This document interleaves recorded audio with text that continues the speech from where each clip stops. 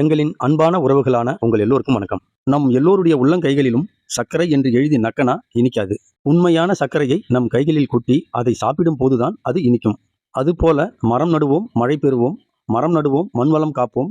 மரம் நடுவோம், நம்முடைய வருங்கால சந்ததிகளையும் இயற்கையை சார்ந்து வாழும் பல உயிர்களையும் காப்போம் என்று நம் மக்கள் அவ்வப்போது விளம்பர பலகைகள் எழுதி விழிப்புணர்வு பேரணி போவது, ஒவ்வொரு வருடமும் ஏதாவது ஒரு முக்கியமான நாட்களில் பல பேர் ஒன்றாக சேர்ந்து ஒரே மாதிரியான சீருடைகள் அணிந்து நம் நாட்டின் இயற்கை வளங்களை பாதுகாப்போம், நம் நாட்டில் அதிகப்படியான மரங்களை நடவு செய்து பசுமையை பெருக்குவோம், நம்மை சுற்றியுள்ள சுற்றுப்புற சூழ்நிலைகளை சீர்படுத்துவோம் என்று மனித சங்கிலி ஊர்வலம் போவதால ஒரு பிரயோஜனமும் இல்லை என்பதை என்னுடைய இத்தனை வருட வாழ்க்கையில நான் தெரிஞ்சுக்கிட்டேன். நாம் அனைவரும் செய்யக்கூடிய ஒரு நல்ல செயலை விளம்பர பலகைகளும் பிரச்சார கூட்டங்களும் அந்த செயலை பற்றி விழிப்புணர்வாக பேசக்கூடிய மேடைகளும் நம் மக்கள் மத்தியில் மிகப்பெரிய மாற்றத்தை கொண்டு வருவதே இல்லை என்பதையும் நான் புரிஞ்சுக்கிட்டேன். இது போன்ற அனுபவங்களும் புரிதல்களும் தான் நாங்கள் தொடர்ந்து செய்து வருகின்ற இந்த மரம் நடும் வேலைகள். இந்த பதிவை தயவு செய்து எல்லோரும் கவனமாக பாருங்க.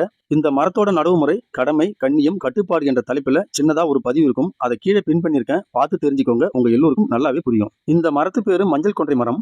கடந்த வருடம் 2025 நம் நாட்டின் 79வது சுதந்திர தினத்தின் இனிய நினைவாக மிகுந்த பெருமிதத்தோடு மனநிறைவாக ஆத்மார்த்தமாக நல்லபடியாக நடவு செய்தோம். இந்த மஞ்சள் கொன்றை மரம் நடவு செய்து 9 மாசத்துல எங்க ஊரு வறட்சிக்கு ஏற்றாற் போல நல்ல வளர்ச்சி அடைஞ்சிருக்கு. மரம் நடவு செய்து இத்தனை மாதங்களாக பாதுகாப்பும் பராமரிப்பும் சரியாக இருந்ததால இந்த மரம் இப்படி தழைச்சு நிக்குது. ஒரு மாசத்துக்கு முன்னாடி பாண்டிச்சேரியில ஒரு நாள் கோடை மழை நல்லா பெய்து மண்ணெல்லாம் ஈரமா இருந்தது. அந்த நேரத்துல இந்த மரத்தோட பாதுகாப்பு கொண்ட எடுத்துட்டு இதற்கு அப்புறம் மரம் நல்லபடியாக வளர்வதற்கு சரியான பாதுகாப்பும் முறையான பராமரிப்பும் செய்து விட்டுட்டேன். உங்க எல்லோருக்கும் முக்கியமா ஒரு விஷயம், எங்களுடைய பதிவுகளை நீங்க எப்ப வேண்டுமானாலும் பாருங்க. ஆனா அதுக்கு முன்னாடி யூடியூப்ல பாக்குறவங்க ஒவ்வொரு பதிவிலும் டிஸ்கிரிப்ஷன் இருக்கும், அதை தயவு செய்து படிங்க. இன்ஸ்டாகிராம், பேஸ்புக்ல பாக்குறவங்க என்னுடைய முதல் கமெண்ட்ஸ் இருக்கும், அதை தயவு செய்து படிங்க. எல்லாவற்றையும் படிச்சுட்டு ஒருவேளை உங்களுக்கு புரியாத பட்சத்தில் என்ன தொடர்பு கொண்டு பேசுங்க. எனக்கு தெரிந்ததை தெளிவாக சொல்ல நான் எப்போதும் காத்திருக்கேன். இந்த உலகில் எல்லாம் அப்படியேதான் இருக்கிறது. ஆனால் மனிதர்கள் தான் மனிதர்களாக இல்லை. அதனால நாங்கள் மனிதர்களாக வாழ முயற்சிகள் செய்கிறோம். என்னை பொறுத்த வரைக்கும் எதுவும் எளிதல்ல,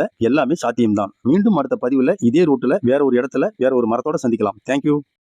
இறைவன் ஒரு படைப்பை படைக்கின்ற பொழுது ஒவ்வொரு படைப்பிற்கும் ஒரு நோக்கத்தை வைக்கிறான்.